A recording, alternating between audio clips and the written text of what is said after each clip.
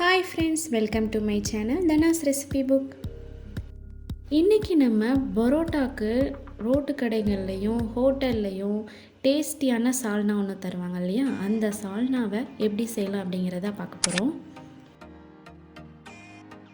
So நம்மளும் வீட்டிலையே சூப்பரான அந்த சால்னாவை எப்படி செய்யலாம் அப்படிங்கிறத வீடியோக்குள்ளே போய் பார்க்கலாம் வாங்க.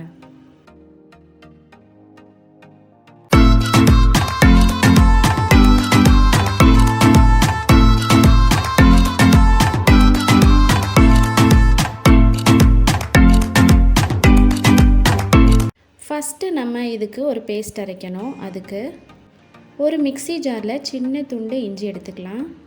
அதுக்கப்புறம் ஒரு 7 பல் பூண்டு எடுத்துக்கலாம். சின்ன பட்டை துண்டை நம்ம சேர்த்துக்கலாம்.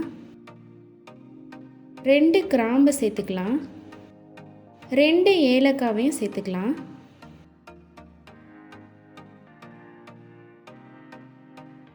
ஒரு டீஸ்பூன் அளவு சோம்பு சேர்த்துக்கலாம். 1 டீஸ்பூன் அளவு சீரகம் சேர்த்துக்கலாம். 1 டீஸ்பூன் அளவு மிளகு சேர்த்துக்கலாம். இங்கே நான் ஒரு 10 பாதாம் சேர்த்துக்கிறேன். பாதாம் சேர்க்குறதால நமக்கு டேஸ்ட்டு சூப்பராக இருக்கும். நீங்கள் பாதாம் பதிலாக முந்திரியோ இல்லைன்னா வேர்க்கடலை சேர்த்துக்கலாம். ஒரு கைப்பிடி அளவு நம்ம தேங்காய் சில்லை சேர்த்துக்கலாம். 2 டீஸ்பூன் அளவு கசகசா சேர்த்துக்கலாம்.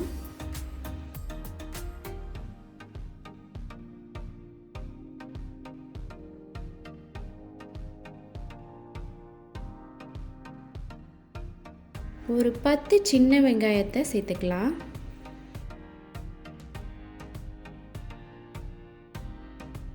கடைசியாக ஒரு பச்சை மிளகாவை சேர்த்துட்டு இதை நல்லா நம்ம ஃபைன் பேஸ்ட்டாக அரைச்சி எடுத்துக்கலாம்.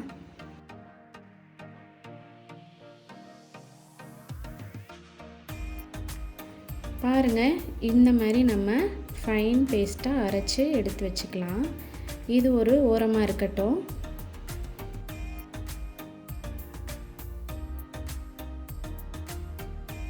இப்போ நம்ம தாளிக்க ஆரம்பிக்கலாம். அதுக்கு கடாயை சூடு பண்ணிவிட்டு அதில் ஒரு 3 டேபிள் ஸ்பூன் அளவு எண்ணெயை சேர்த்துக்கலாம்.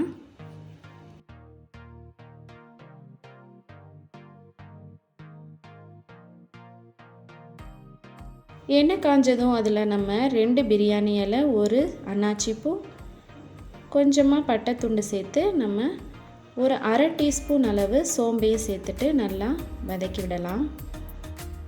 கொஞ்சமாக கருவேப்பிலையும் சேர்த்துக்கலாம்.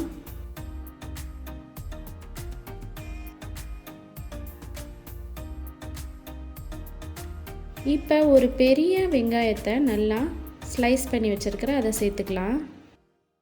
இப்போ இந்த வெங்காயத்தை நல்லா வதக்கி விடலாம். கண்ணாடி மாதிரி மாறுற வரைக்கும் நம்ம நல்லா வதக்கி விடலாம்.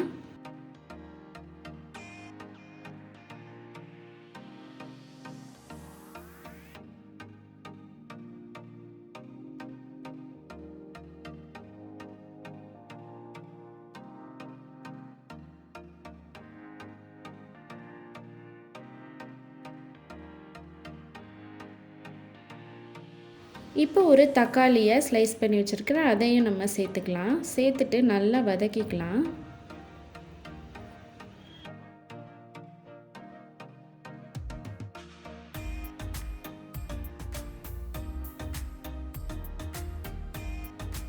இது கூட இப்போ நம்ம தேவையான அளவு உப்பு சேர்த்துக்கலாம். அதே மாதிரி தேவையான அளவு ஒரு 1/4 டீஸ்பூன் அளவு மஞ்சத்தூளை சேர்த்துக்கலாம்.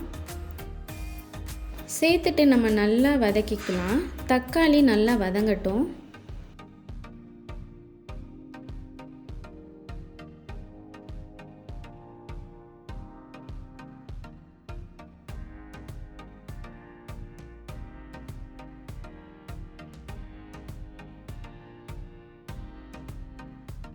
தக்காளி அருமையாக வதங்கிடுச்சு. இப்போ நம்ம 1 டீஸ்பூன் அளவு மிளகாய் தூளை சேர்த்துக்கலாம்.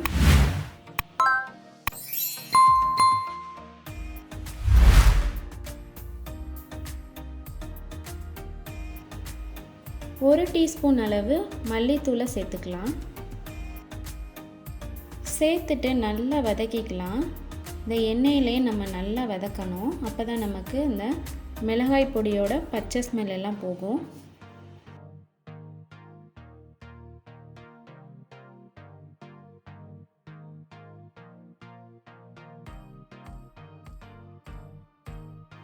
நல்லா வதங்கினதுக்கப்புறம் நம்ம அரைச்சி வச்சுருக்கிற விழுது இருக்கு இல்லையா, அதை நம்ம இப்போ சேர்த்துக்கலாம். சேர்த்துட்டு நல்லா மிக்ஸ் பண்ணிக்கலாம்.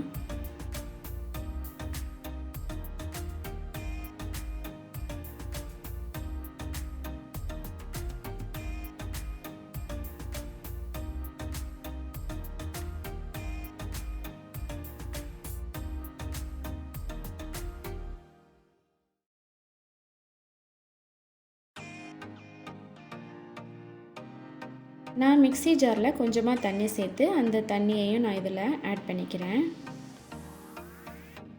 உங்களுக்கு எந்த அளவுக்கு சால்னா திக்னஸ் வேணுமோ அந்த அளவுக்கு நீங்கள் தண்ணி சேர்த்துட்டு நல்லா ஒரு 5 நிமிஷம் மட்டும் கொதிக்க விடணும்.